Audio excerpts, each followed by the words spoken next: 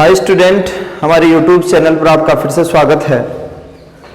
हम पढ़ रहे थे मैथमेटिक्स और मैथमेटिक्स का जो टॉपिक था हमारा वो था वर्धमान एवं ह्रासमान फलन, इंक्रीजिंग एवं डिक्रीजिंग फंक्शन। देखिए एक बात आप सुन लीजिए, कई बच्चे कमेंट करते हैं कि सर मैथ की क्लास का क्या टाइम रहता है। तो मैथ की क्लास लाइव नहीं आती है, इसको रिकॉर्ड करके हम हर सुबह यानी कि 6 से 7 बजे के बीच में आपको ये क्लास मिल जाएगी। ठीक है, लाइव नहीं आती है तो इसका कोई टाइमिंग नहीं है। वैसे आप कभी भी देख सकते हो, ये क्लास आपको अपलोड हुई ये मिल जाएगी। ठीक है, चलो वर्धमान एवं ह्रासमान जो फलन है इस पर आधारित क्वेश्चन हमने काफी क्वेश्चन सॉल्व कर लिए हैं, बहुत सारे उदाहरण हमने सॉल्व किए, जिससे शायद आपको बात समझ में आई होगी कि वर्धमान और ह्रासमान के क्वेश्चन किस तरीके से हम सॉल्व करते हैं। अब मैं नेक्स्ट क्वेश्चन की तरफ बढ़ रहा हूं और इसमें क्वेश्चन ले रहा हूं क्वेश्चन नंबर 21, एग्जाम्पल 21 जो है 21। ये एग्जाम कभी भी एग्जाम में नहीं पूछा गया, ध्यान रख लेना। ऐसा क्वेश्चन कंपटीशन एग्जाम में बन जाता है, लेकिन आवश्यक नहीं कि ये बोर्ड एग्जाम में नहीं आएगा, आ भी सकता है। तो इसमें है एक के वह मान समूह ज्ञात कीजिए जिसके लिए अंतराल 1 से 2 में f(x) वर्धमान है। ए का मान समूह निकालना है। ए का मान समूह मतलब अंतराल ज्ञात करना है, x का नहीं, ए का अंतराल ज्ञात करना है, जबकि खुद बोल रहा है कि ये क्या है, वर्धमान है। तो देखना इधर f(x) इक्वल टू दे रखा है, f(x) इक्वल टू इसमें जो फंक्शन दे रखा है वो दे रखा है x² + ax + 1, ये वाला फलन है। और यहां पर जो x लेना है वो कहां से कहां तक लेना है, 1 से 2 तक लेना है। आपको क्वेश्चन में दिया हुआ है कि ये फलन वर्धमान है, आपको सिद्ध नहीं करना है या फिर ऐसे अंतराल नहीं ज्ञात करना है कि कौन से अंतराल में ये वर्धमान है या ह्रासमान है। क्वेश्चन में आपको खुद ही बोल रहा है कि यदि ये फलन इस अंतराल में वर्धमान है तो ए का अंतराल ज्ञात कीजिए। ठीक है, तो वर्धमान और ह्रासमान का जब क्वेश्चन आता है तो सबसे पहले हम क्या करते हैं बच्चों, सबसे पहले हम इसका अवकलन करते हैं। x के रेस्पेक्ट में हम क्या करते हैं, इसका अवकलन करते हैं। तो अवकलन करोगे तो क्या आएगा, 2x + a आएगा। 2x + a तो आएगा, 1 का 0 हो जाएगा क्योंकि ये कांस्टेंट है। a ऐसे कैसे रहेगा, x से कितना हो गया, 1 हो गया। तो इस तरीके से जो f(x) है इसका डिफरेंशिएशन क्या होगा, 2x + a। अब जब ऐसा क्वेश्चन आता है कैसा कि अवकलन करने के बाद में एक घातीय व्यंजक आपको प्राप्त होता है, एक घातीय समीकरण आपको प्राप्त होती है, और उसमें आपको बोले कि ए का वह अंतराल ज्ञात कीजिए जिसके लिए ये वर्धमान है। ठीक है, किसी का भी अंतराल पहुंच सकता है, यहाँ पे p भी हो सकता था। तो ऐसे क्वेश्चन में हम क्या करते हैं, जो f' है इसका परिसर निकालते हैं, इसकी रेंज निकालता है। भाई f' का अधिकतम मान कितना होगा और मिनिमम मान कितना होगा। तो आपको क्वेश्चन में बोल रहा है कि वर्धमान है, वर्धमान होने का मतलब ज्यादा वाले मान पर इसका ज्यादा मान आएगा और कम वाले मान पर इसका कम मान आएगा। भाई x का मिनिमम मान कितना लिखना है, इसमें 1 लिखना है, और x का अधिकतम मान कितना लिखना है, 2 लिखना है। तो यहां पर बच्चों आपको क्या करना है, f' का परिसर निकालना है सबसे पहले। ऐसे क्वेश्चन में हम f' का परिसर निकालते हैं। तो परिसर का मतलब है कि जो f' है इसका कम से कम मान कितना होगा। तो कम से कम मान निकालने के लिए x की जगह 1 लिखेंगे, तो यहां पर जो कम से कम वैल्यू इसकी आएगी वो आएगी 2 + a। और यदि हम x की जगह 2 यहां पे पुट करते हैं तो फिर 4 + a इसकी अधिकतम वैल्यू होगी। मतलब f' का ये परिसर है, इसका कम से कम मान कितना होगा, 2 + a, और ज्यादा से ज्यादा कितना होगा, 4 + a। अब आप मेरे को ऐसे बताइए कि ये क्वेश्चन में ऐसे बोल रहा है कि ये फलन वर्धमान है, तो वर्धमान होने का मतलब क्या होता है कि f' का मान 0 से ज्यादा होना चाहिए। तो ये किसका मान है, f' का ही मान है, मतलब इस अंतराल में आने वाली प्रत्येक संख्या 0 से ज्यादा होनी चाहिए। तो ये कम से कम मान है और ये ज्यादा से ज्यादा मान है। तो बताओ इस अंतराल का मान 0 से ज्यादा कब होगा, तो वो तभी हो सकता है जब कम से कम मान 0 से ज्यादा हो। तो ज्यादा वाला तो अपने आप ही 0 से ज्यादा हो जाएगा। कैसे, जैसे कोई अंतराल है और इस अंतराल में मैं यहां पर 2 लिख दूं, तो आपको पता है कि यहां पर जो संख्या आएगी आगे वो 2 से ज्यादा ही आएगी, कम थोड़ी आएगी। ठीक है, तो कम वाली जो संख्या उसी को यदि मैं प्लस में कर देता हूं तो आगे आने वाली संख्या अपने आप ही प्लस में बन जाएगी। अरे ये तो मतलब है, लेकिन यहां पर मैं कर देता हूं, जैसे -5 कर दिया मैंने, जो छोटी संख्या उसको -5 ले लिया, तो यहां पर बड़ी संख्या आएगी। तो जरूरी है कि वो प्लस में आए, वो तो माइनस में भी हो सकती है। तो मैं यहां पर क्या चाह रहा हूं, आप यहां पर क्या चाह रहे हो कि ये जो एफ डैश एक्स है इसका मान पॉजिटिव होना चाहिए। भाई पॉजिटिव होगा तभी तो ये वर्धमान माना जाएगा फिर। तो इसको पॉजिटिव बनाने के लिए, पूरे अंतराल को प्लस में बनाने के लिए हम क्या करेंगे कि ये जो मिनिमम मान है इसी को 0 से ज्यादा कर देंगे। तो यहां पर वर्धमान होने के लिए हम क्या बोलेंगे, वर्धमान होने के लिए हम ऐसे बोलेंगे कि एफ डैश एक्स जो है उसका मान 0 से ज्यादा होना चाहिए।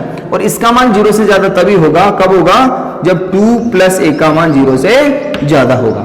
और इस तरीके से यहां पर यदि हम एक की वैल्यू निकालें तो a का मान आ गया -2 से ज्यादा। तो a का अंतराल हम इसको कैसे लिख सकते हैं कि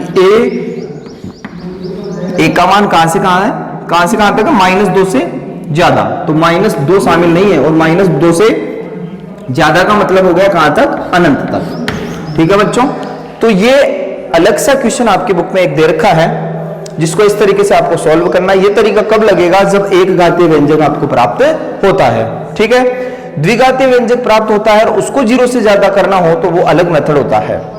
यहां पर एक घातीय व्यंजक प्राप्त हुआ तो हमने क्या किया, डैश एक्स का परिसर निकाला, और परिसर निकालने के बाद में जो ये मिनिमम वैल्यू है इसको हमने किससे ज्यादा कर दिया, 0 से ज्यादा कर दिया। और 0 से ज्यादा करके हमने किसकी वैल्यू निकाल ली बच्चों, एक की वैल्यू निकाल ली। ठीक है, अब मान लीजिए कि यहां पर क्वेश्चन, ये तो द्विघात का क्वेश्चन था जिसका हमने डिफरेंशिएशन किया तो एक घात बन गई। भाई दो घात का आप जब अवकलन करते हो तो एक घात प्राप्त होती है। और मान लीजिए 3 घात वाला क्वेश्चन आ जाए तो उसका अवकलन करोगे तो 2 घात बनेगी, और वहां पर आप एक का मान कैसे निकालोगे, इसके लिए मैं आपको एक एग्जाम्पल बता रहा हूं बाहर से। तो क्वेश्चन इस तरीके से है कि एक का अंतराल ज्ञात करो, एक का अंतराल ज्ञात करो जिसके लिए करो क्या, अंतराल ज्ञात करो जिसके लिए फलन, एक फलन दे रखा आपको, इसमें फलन ऐसे है कि x³ - ax वर्धमान है। क्या है, वर्धमान फलन है। और यहां पे तो अंतराल भी नहीं दिया हुआ है कि x बिलोंग्स टू कहां से कहां तक है। ठीक है, तो एक का वह अंतराल ज्ञात करना है जिसके लिए ये क्या है, वर्धमान है। तो मेरे को आप ऐसे बताइए कि वर्धमान और ह्रासमान का जो क्वेश्चन है उसको सॉल्व करने के लिए हम क्या करते हैं, सबसे पहले करते हैं इसका डिफरेंशिएशन। क्या करते हैं, डिफरेंशिएशन। तो इसका डिफरेंशिएशन f डैश x हो गया, ये हो जाएगा 3x² - a। अब क्वेश्चन में ये बोल रहा है, क्या बोल रहा है कि ये फलन क्या, वर्धमान है। तो बताओ वर्धमान होने के लिए f डैश x का मान किससे ज्यादा होना चाहिए, 0 से ज्यादा होना चाहिए। अब ये 0 से ज्यादा कब होगा, इसको समझना सर। ये एक तरीके से द्विघात है और इस द्विघात का मान किससे ज्यादा होना चाहिए, 0 से ज्यादा होना चाहिए। तो एक कुछ इंपॉर्टेंट बात मैं आपको बताना चाहूंगा, कि जैसे मान लीजिए कोई द्विघात है a² bx + c, a² bx + c, मैं कहूं कि इसका मान 0 से ज्यादा होना चाहिए। तो इसका मान 0 से ज्यादा तभी होगा जब ये a जो है इसका मान 0 से ज्यादा हो और इसके साथ में b² - 4ac का मान 0 से कम हो। ठीक है बच्चों, ये ध्यान रख लेना, इसमें किसी भी द्विघात का मान 0 से ज्यादा होगा कब, जब x² का गुणांक भी 0 से ज्यादा हो और b² - 4ac की वैल्यू <0 हो। तो यहां पर मैं कुछ वही लगा रहा हूं। तो आप देख लीजिए कि जो x² का गुणांक है वो तो पहले से ही 0 से ज्यादा है, प्लस में, मतलब ये कंडीशन तो फॉलो हो रही है, तो इसको आप और फॉलो करवा दीजिए। तो यहां पर क्या लगाएंगे, b² - 4ac की वैल्यू <0 होनी चाहिए, <0 होनी चाहिए। तो यहां पर b की वैल्यू कितनी है, b क्या होता है, x का गुणांक, यहां पे x है नहीं तो 0 हो जाएगा, -4 × a। यहां पर मैं कैपिटल ले लेता हूं, ये a अलग है, ये a अलग है, 4a। a का मतलब क्या होता है, x² का गुणांक, और c मतलब अचर पद, तो यहां पर है -a। ठीक है बच्चों, इसको सॉल्व करोगे तो यहां से आपको पता चलेगा कि ये हो गया 12 हो गया ना, 12a, और 12 नीचे चल जाएगा तो ये हो जाएगा <0, b² - 4ac। और इसका पॉजिटिव मान जो है आप यहाँ पर इक्वल टू का साइन भी लगा सकते हैं, तो यहाँ पर इक्वल टू का साइन लगाएंगे तो ये हो जाएगा। तो इस तरीके से आप देख सकते हो कि एक की वैल्यू जो आएगी वो ये आएगी। ठीक है, तो एक घातीय क्वेश्चन आता है तो सबसे पहले हम क्या करते हैं, f डैश x का परिसर निकालते हैं, जैसे अभी मैंने इससे पहले जो क्वेश्चन बताया है। और यदि द्विघात बनती है, भाई ये त्रिघात है लेकिन इसका डिफरेंशिएशन करोगे तो 2 घात बनेगी। और द्विघात को 0 से ज्यादा करने के लिए x² के गुणांक को 0 से ज्यादा करते हैं और इसके साथ में b² - 4ac का मान <= 0 होना चाहिए। ठीक है बच्चों, तो ये बुक का क्वेश्चन नहीं है, ये मैंने सिर्फ और सिर्फ आपको जानकारी के लिए बताया है। मान लीजिए एग्जाम में अलग से क्वेश्चन भी आ जाता है कई बार, तो फिर उसको इस तरीके से करना होगा आपको। अब हम प्रश्नावली में आते हैं। प्रश्नावली का कौन सी प्रश्नावली है? प्रश्नावली है 8.2। 8.2 जो प्रश्नावली में है, इसमें जो पहला क्वेश्चन है, ये कोई इंपॉर्टेंट क्वेश्चन नहीं है, फिर भी मैं आपको बता देता हूं। इसमें बोल रहा है कि सिद्ध कीजिए f(x) बराबर x² इस अंतराल में वर्धमान है और इस अंतराल में ह्रासमान है। तो क्वेश्चन नंबर 1, इसमें f(x) इक्वल टू क्या दे रखा है बच्चों? x² दे रखा है। f(x) इक्वल टू क्या दे रखा है? x² दे रखा है। तो वर्धमान और ह्रासमान का कोई सा भी क्वेश्चन हो, सबसे पहले हम करते क्या है, तो इसका f' निकालते हैं। इसका f' क्या होगा? 2x होगा। फिर अवकलन करने के बाद में उसको 0 के बराबर करके x की वैल्यू फाइंड करते हैं। तो जैसे मैं यहां पर f' को 0 के बराबर करूंगा, इसको 0 के बराबर करूंगा, तो बताओ x का मान कितना आएगा? 0 ही आएगा। तो x का केवल एक मान आए, जिसको हम किस पर दर्शाएंगे? संख्या रेखा पर दर्शाएंगे। अब यहां पर आपके पास में दो अंतराल प्राप्त हुए हैं, एक तो 0 से अनंत तक और एक माइनस अनंत से 0 तक। अब दोनों अंतराल में आप किसका चिन्ह देखोगे बच्चों? f' का चिन्ह देखोगे। अरे f' का चिन्ह देखना है हमेशा। तो 0 से ज्यादा कोई भी मान ले लीजिए, जैसे 1 ले लिया, 1 इसमें लिखोगे तो आंसर किस में आएगा? प्लस में आएगा। तो ये अपने आप ही किस में हो जाएगा? माइनस में हो जाएगा। तो यहां से आपके पास में दो आंसर आए। पहला क्या? पहला आप यहां पर बोल सकते हो कि चूंकि अंतराल माइनस अनंत से 0 में f' कैसा है? नेगेटिव है। माइनस अनंत से 0 में f' क्या है? 0 से छोटा है, नेगेटिव है, इसलिए क्या होगा बताओ? इस अंतराल में क्या होगा? ह्रासमान होगा। और कौन से अंतराल में वर्धमान होगा? 0 से अनंत में। 0 से अनंत में आप देख सकते हो कि f' का मान 0 से ज्यादा है, इसलिए बच्चों ये क्या होगा? वर्धमान होगा। यही तो सिद्ध करना था हमें कि इस अंतराल में ये ह्रासमान है और इस अंतराल में ये वर्धमान है। मतलब ये बात आप ग्राफ से भी समझ सकते हो। किससे समझ सकते हो? ग्राफ से। ह्रासमान का मतलब है इस अंतराल में ग्राफ नीचे की तरफ आ रही है और इस अंतराल में ग्राफ ऊपर की तरफ जा रही है। जैसे कि मैं इसका ग्राफ आपको बना करके बताऊं, f(x) को हम क्या बोलते हैं? y बोलते हैं। तो यहां पर y इक्वल्स टू क्या हो गया? x² हो गया। मैंने आपको 11th क्लास में बहुत सारी जानकारी दी थी। ये किसका समीकरण है? जरा बताइए मेरे को, ये किसका समीकरण है? पैराबोला मतलब परवलय का। और परवलय 4 प्रकार के मैंने आपको बताए थे। ये किस साइड में खुलेगा? जिसकी घात 1 है उस साइड में खुलेगा। किसकी घात 1 है? y की घात 1 है, और यहाँ पर प्लस का चिन्ह है, इसका मतलब प्लस y की तरफ खुलेगा। तो इसका ग्राफ बच्चों कुछ इस तरीके से बनता था। अरे यही तो है। तो आप यहाँ पर देख सकते हो कि माइनस अनंत से यदि आप 0 की तरफ आ रहे हो तो ग्राफ नीचे की तरफ आ रहा है। लेकिन 0 से अनंत की यदि हम बात करें, जब x का मान 0 से अनंत है, x का मान है ना इधर 0 से अनंत, तो इस कंडीशन में यह ग्राफ बढ़ रही है। तो यहां से यहां तक ह्रासमान है और इधर वर्धमान है। ठीक है बच्चों?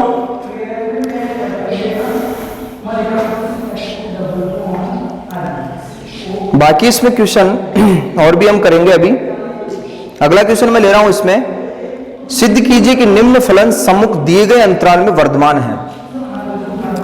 अब कल मैंने आपको एक बात बताई थी कि यदि सिद्ध करने वाला क्वेश्चन आता है, आपको सिर्फ ऐसे बोले कि सिद्ध कीजिए वर्धमान है या सिद्ध कीजिए ये केवल ह्रासमान है, वर्धमान और ह्रासमान दोनों की बात करता है, तो फिर तरीका वही रहता है। कौन सा? 0 के बराबर करके x की वैल्यू निकालो और अंतराल में चिन्ह देख लीजिए f' का। लेकिन सिर्फ एक ही की बात करें, यानी कि या तो वर्धमान होने की बात करेगा या ह्रासमान होने की बात करेगा, तो फिर उसमें आपको x के मान निकालने की आवश्यकता नहीं होती। उसमें सीधा हम जो f' प्राप्त होता है उसका चिन्ह बता देते हैं कि भाई इसका मान 0 से ज्यादा है या फिर 0 से कम है। ठीक है बच्चों? तो इसमें मैं क्वेश्चन नंबर 3 ले रहा हूं, प्रश्नावली का क्वेश्चन नंबर 3। इसमें दे रखा है f(x) equal to log sin x, और यहाँ पर x बिलोंग्स टू क्या है? 0 से π/2। x का मान 0 से π/2 में लेना है, और ये ओपन इंटरवल है। यहाँ पे ओपन इंटरवल ही तो होता है वर्धमान और ह्रासमान में, मैंने पहले बात बताई थी। तो ओपन इंटरवल है 0 से π/2। आपको इसमें यह प्रूव करना है कि इस अंतराल में 0 से π/2 में, मतलब प्रथम चतुर्थांश में, इस अंतराल में यह फलन क्या है? वर्धमान है। क्या है? वर्धमान है। तो वर्धमान और ह्रासमान का कोई भी क्वेश्चन हो, सबसे पहले हम करते क्या हैं? करते हैं इसका अवकलन। तो f का f' हो जाएगा। इसका अवकलन कैसे करोगे, पहले log का और फिर साइन का। तो log का क्या होता है बच्चों 1 साइन हो गया, और साइन का क्या हो जाएगा cos हो जाएगा। तो यहां पर यदि मैं इसको तरीके से लिखूं तो f dash x equal to हो गया cos x upon sin x, cos x upon sin x, जिसको हम क्या बोलते हैं बच्चों cot x बोलते हैं। क्या बोलते हैं, cot x बोलते हैं। अब आप मेरे को जरा बताइए कि प्रथम चतुर्थांश पे x का मान कहां से कहां तक, 0 से π/2, इसका मतलब प्रथम चतुर्थांश। और प्रथम चतुर्थांश में cot x प्लस में होता है कि माइनस में होता है, प्लस में होता है, क्योंकि मैंने आपको अच्छी तरीके से 11th क्लास में बताया था ASTC, यहाँ पर ऑल पॉजिटिव, सारे के सारे पॉजिटिव होते हैं। तो इसमें मैं यहाँ पर डायरेक्टली क्या ऐसे बोल सकता हूँ कि इस अंतराल में f डैश x कैसे है, ग्रेटर देन 0 या लेस देन 0, ग्रेटर देन 0। तो आप यहाँ पर लिखोगे चूंकि अंतराल, ये लिखना पड़ेगा सर, यहां तक आपको 0 नंबर मिल सकता है। ये लाइन यदि आप नहीं लिखते हो तो 0 नंबर मिल सकता है, चूंकि अंतराल 0 से π/2 में f dash x greater than 0 है। क्या है, ग्रेटर देन 0 है, इसलिए फलन बताओ क्या होगा, इसलिए फलन वर्धमान होगा।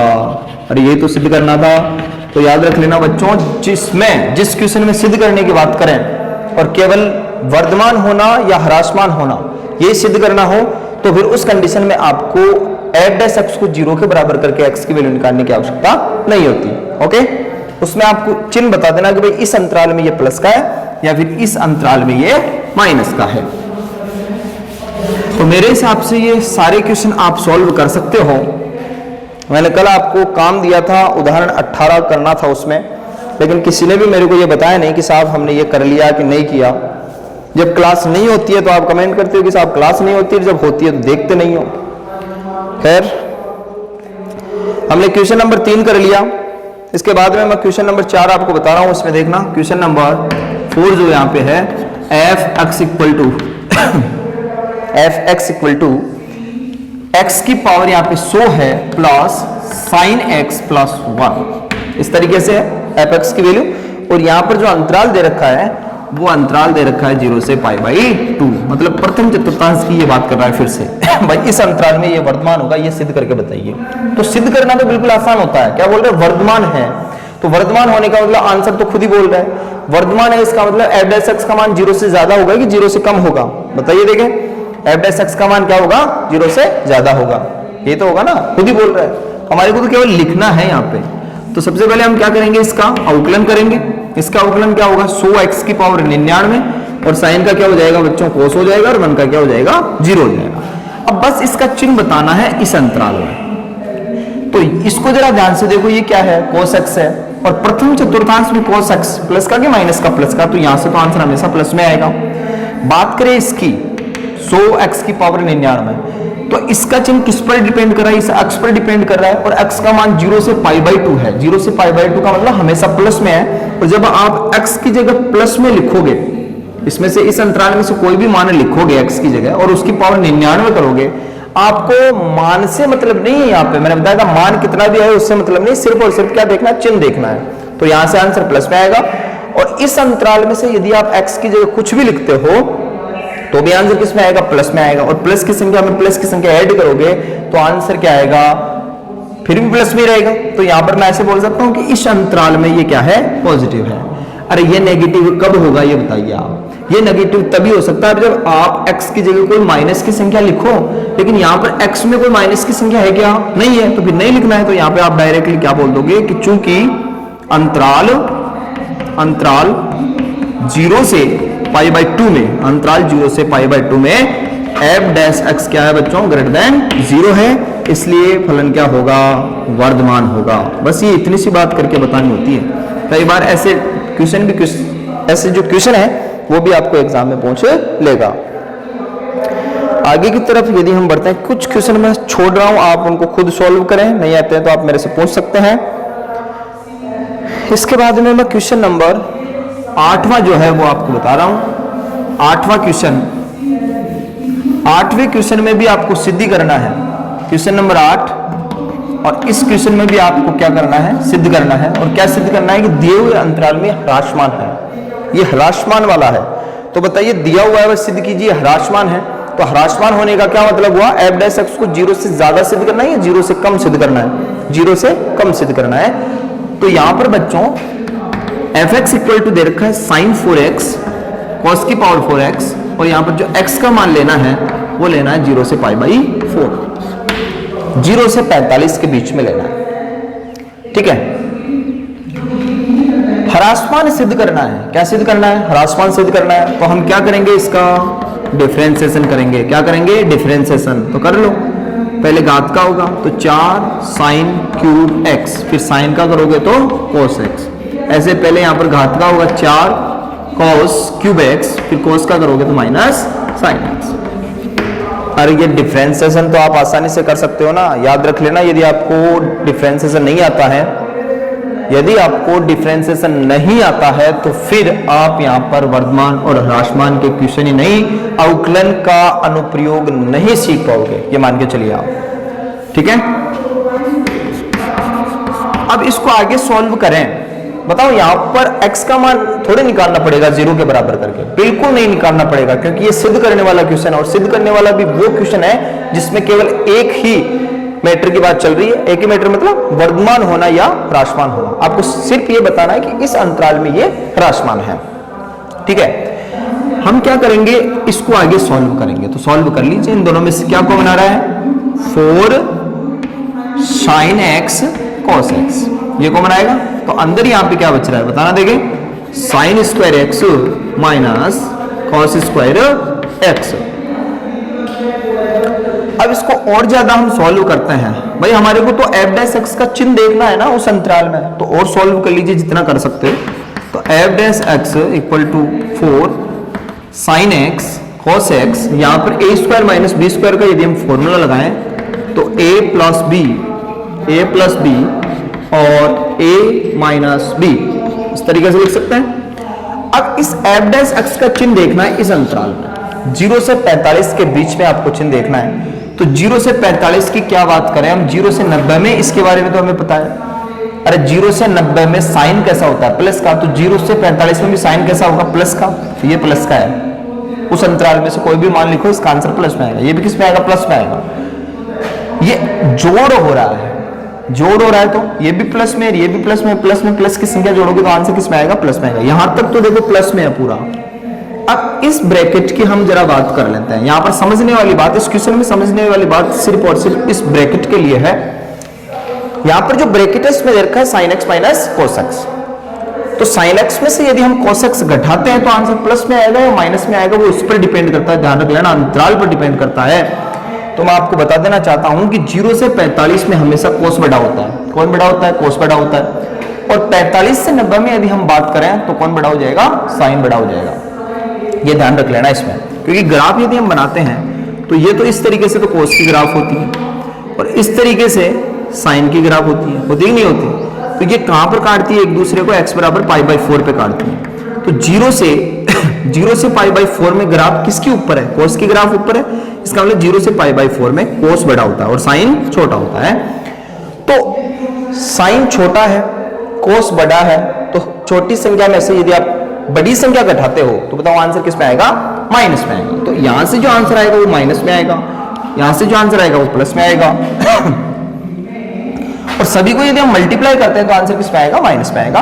तो यहां पर हम ऐसे बोल सकते हैं कि जो f डैश x है उसका मान क्या होगा? नेगेटिव होगा। क्या होगा? नेगेटिव होगा।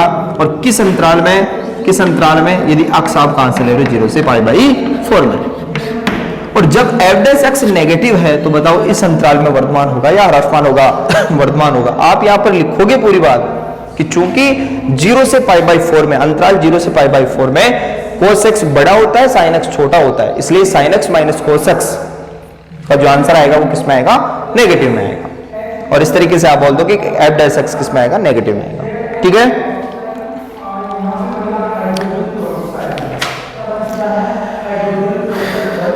अब इस प्रश्नावली में यदि इंपॉर्टेंट क्वेश्चन है कि यदि हम बात करते हैं, ये भी इंपॉर्टेंट क्वेश्चन अपने आप में, देखो सारे क्वेश्चन इंपॉर्टेंट होते हैं, कोई भी क्वेश्चन एग्जाम में पूछ लिया जाएगा 1 नंबर का या 3 नंबर का।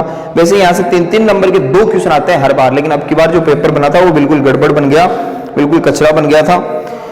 तो आप याद रखें यहाँ से 1 नंबर का क्वेश्चन नहीं आएगा। अब इसमें इंपॉर्टेंट क्वेश्चन है 11, 12, 13, 14, 15 और 16, ये सारे क्वेश्चन इंपॉर्टेंट है एग्जाम की दृष्टि से, ध्यान रख लेना। तो मैं यहाँ पर कुछ क्वेश्चन और सॉल्व करा देता हूं। मैं यहां पर ले रहा हूं 11वां question.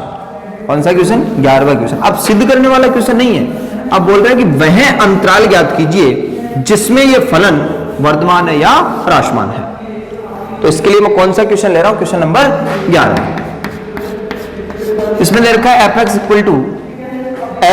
Equal to 2x cube minus 3x square, 2x cube minus 3x square minus 36x plus 7। आपको बताना है कि ये कौन से इंटरवल में इंक्रीज हो रहा है और कौन से इंटरवल में डिक्रीज हो रहा है। वर्धमान और ह्रासमान का कोई भी क्वेश्चन हो बच्चों, सबसे पहले हम क्या करते हैं? इसका अवकलन करते हैं। तो अवकलन करोगे तो ये कितना हो जाएगा? 6x स्क्वायर माइनस 6x और माइनस का 36। ऐसा क्वेश्चन तो हमने बहुत बार सॉल्व किया है। पॉलिनोमियल बहुपद का जो क्वेश्चन होता है उसको हमने बहुत ज्यादा बार सॉल्व किया है। तो क्या करते हैं? एफ डैश एक्स निकालने के पश्चात इसको 0 के बराबर करके एक्स का मान निकालते हैं, लेकिन उससे पहले क्या करते हैं? उससे पहले हम करते हैं इसके गुणनखंड, यदि हो रहे हैं तो यहाँ पर 6 को बना रहा है, 6 को बाहर लिया, अंदर बचेगा एक्स स्क्वायर माइनस का 6 माइनस का x और माइनस का 6, ये तो बचेगा। अरे 6 कॉमन आ रहा है तो इसमें से यही तो बचेगा, फिर x square minus x minus 6। अब इसके आप क्या करोगे? गुणनखंड करोगे तो x square minus x minus का 6, तो एक्स स्क्वायर इसके गुणनखंड क्या होंगे? माइनस का 3 और प्लस का 2। आगे सॉल्व करोगे तो यहां से x कॉमन आएगा, x माइनस 3, ये रब कार्य सर, फिर 2 कॉमन आ रहा है x माइनस 3। इस तरीके से आप देख सकते हो कि जो एफ डैश एक्स है इसका आंसर आया 6x प्लस 2 और x माइनस 3। अब आप इसको 0 के बराबर करोगे। किसके बराबर करोगे? 0 के बराबर। तो मैंने एफ डैश एक्स को किसके बराबर किया? 0 के बराबर किया। और 0 के बराबर करके आप यदि x के मान निकालो तो कितने मान आएंगे? 2 मान आएंगे। एक बार ये 0 और एक बार ये 0, तो यहां से तो x का मान आएगा माइनस का 2 और यहां से कितना आएगा? 3 आएगा। तो इस तरीके से आप देख सकते हो कि यहां पर x के कितने मान आ गए? 2 मान आ गए। मान निकालने के पश्चात हम क्या करते हैं? संख्या रेखा पर दर्शाते हैं। तो पहले क्या आएगा? माइनस का 2, फिर क्या आएगा? 3। बताओ आपके पास में कितने अंतराल हैं? 3 अंतराल हैं, 1, 2 और 3। इन तीनों में एफ डैश एक्स का चिन्ह देखना है, और एफ डैश एक्स का चिन्ह हमेशा लास्ट वाला जो एफ डैश एक्स है वहां से देखते हैं, ध्यान रखिएगा। यहां से नहीं, लास्ट वाला जो एफ डैश एक्स है वहां से आप इसका चिन्ह देखोगे तो 3 से ज्यादा, एक्स की जगह क्या लिखना है? 3 से ज्यादा। तो 3 से ज्यादा यहां पर लिखोगे प्लस में आएगा, ये भी प्लस में आएगा, मतलब आंसर किसमें? प्लस में। तो ये किसमें हो गया? माइनस में। ये किसमें हो गया? प्लस में हो गया। ठीक है, ये लिख के देख लेना। वैसे जब घात एक ही है गुणनखंड की तो वो तो इंटरचेंज होगा ही होगा, और यदि घात 2 है तो फिर आपको लिख के देखना उसमें। तो प्लस माइनस प्लस, तो ये जो 2 अंतराल हैं इसमें तो फलन क्या है? वर्धमान है, और माइनस 2 से 3 में क्या है? ह्रासमान है। आप चूंकि लगा के इसमें लिख सकते हो। ठीक है बच्चों, चूंकि लगा के आप इसमें लिख सकते हो।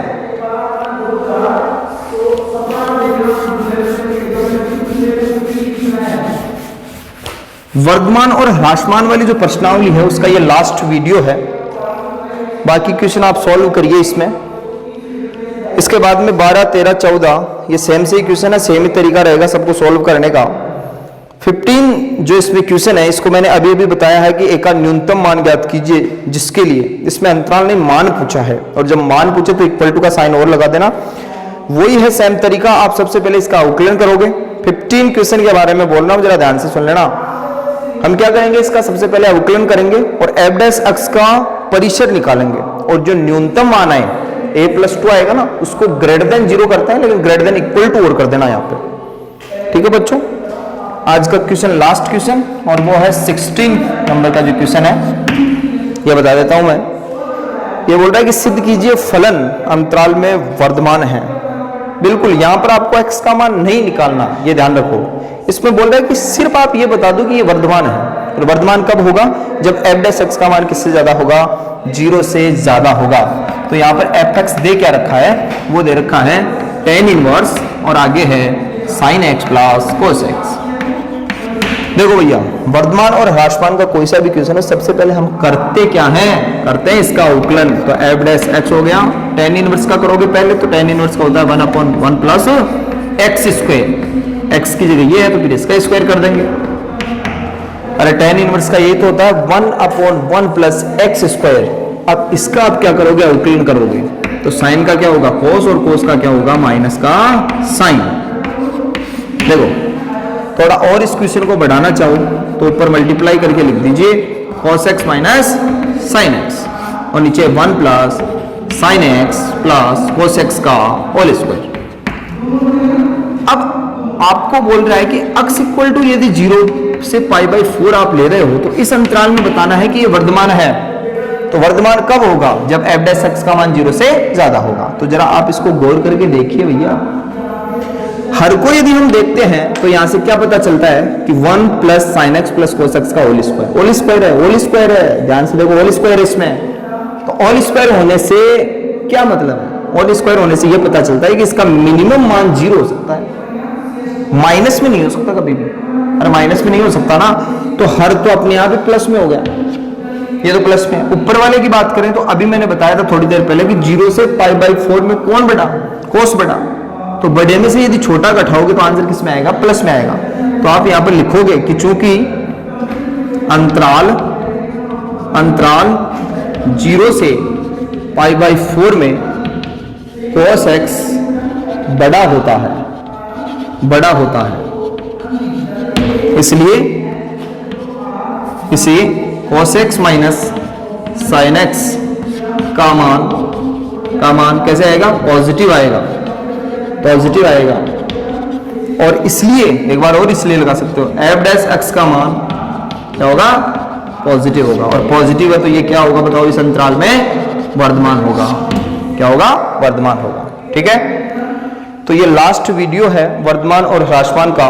इसके बाद में हम अगला टॉपिक कल शुरू करेंगे, टेंजेंट लाइन, स्पर्श रेखा और अभिलंब। नॉर्मल और टेंजेंट की हम कल बात करेंगे। देखिए एक बात मेरी सुन लीजिए, आप यदि वीडियो देख रहे हो तो थोड़ा सा कमेंट करके इशारा कर दीजिए कि कौन कौन वीडियो देख रहा है, उससे मेरे को पता चलता रहेगा। आप वीडियो देख रहे हो नहीं देख रहे हो कैसे पता चलेगा, तो आप जरा कमेंट बॉक्स में कमेंट करके बता सकते हैं कि साहब हम जो है वो देख रहे हैं। ठीक है, थैंक यू।